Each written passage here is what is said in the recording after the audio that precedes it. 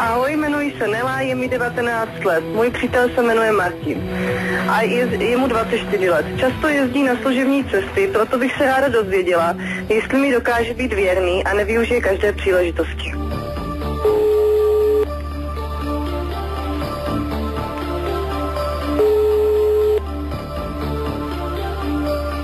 Prosím?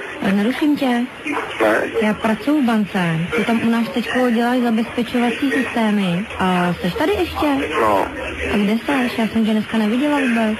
Teďka momentálně nakupuju. Jo, teďko nakupuješ. Já jsem si říkala, já jsem tě tam hledala, protože už jsem si konečně odvážila k tomu, že teda tě nějakým způsobem oslovím. No. No, jsi překvapený, viď? No, to jsem teda, no.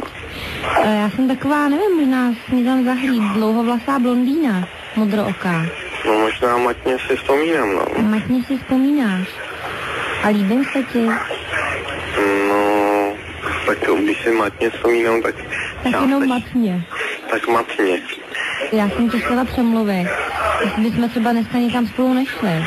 No jasný, jenomže já už dneska mám program, musím se učit na státnici. Aha, ty chodíš do školy ještě, ne? Fakt, co děláš? Jakou? Policejní akademii. Jo. No. Takže z tebe bude takový krásný kluk v uniformě, jo? No to určitě ne, ale prostě potřebuji vzdělání, že jo? Jo. A prosím tě, můžu vědět tvoje jméno? No. Můžeš, no, ale já nevím teda. Proč nevíš? To nevíš? No nevím, jestli ti ho můžu říct. Jo, já jsem ti taky svoje řekla. No, tak se jmenuji Ruda. Ruda? No. No a Rudo? No. Mohli bychom si třeba vidět zítra? Mohli bychom jít někam, já nevím, na víno?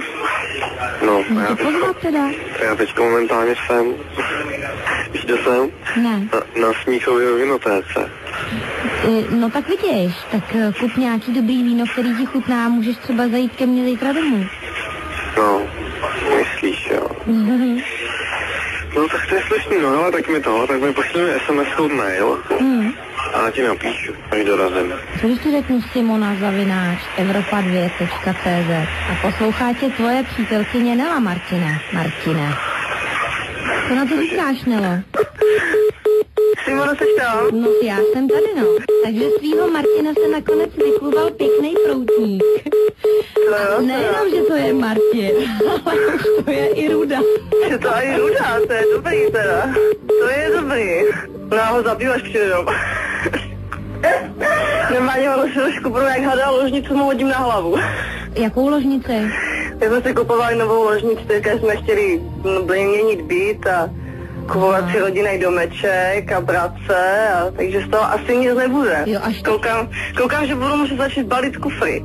Jo, až takhle teda, jo. A co říkáš na toho Rudu? No to mě hrozně překvapilo. A dělá to policejní? Nedělá policejní akademii, určitě nedělá policejní akademii. Tak se měj hezky, ahoj. Ahoj.